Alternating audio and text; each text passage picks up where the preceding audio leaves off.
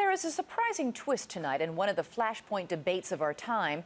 Is life as we know it the result of creationism or evolution, the theory that all species have evolved from a common ancestor? One of America's leading evangelical Christian scholars recently declared that he agreed with the scientists. He was not prepared for what happened next. Here's Dan Harris.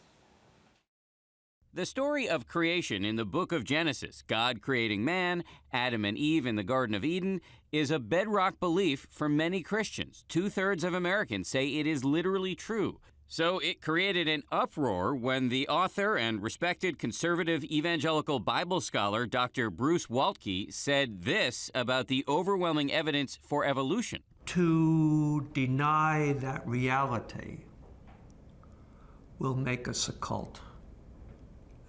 Some odd group that's not really interacting with the real world. Almost immediately after that video was posted on the web, Dr. Waltke was labeled a heretic and anti-Christian. I believe what he's saying ultimately undermines the authority of God's word. Even though Dr. Waltke had the video pulled down and repeatedly made clear that he thinks you can believe in both evolution and the inerrancy of the Bible, the attacks kept coming.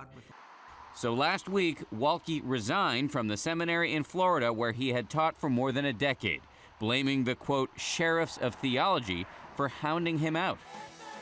Moderate evangelicals are taken aback. They're beginning to enforce these sort of purity codes within their own ranks as a way of kind of locking down the faith against what they perceive to be a real enemy. You're expected to have faith in God, but being told in order to have that faith in God, they need to ignore things that they hear in high school biology classes. But conservatives insist that undermining God's word is leading to society's moral decay. If there's not an absolute authority which we can trust, then everything else is just opinion. Dr. Waltke has found a new job at another conservative seminary.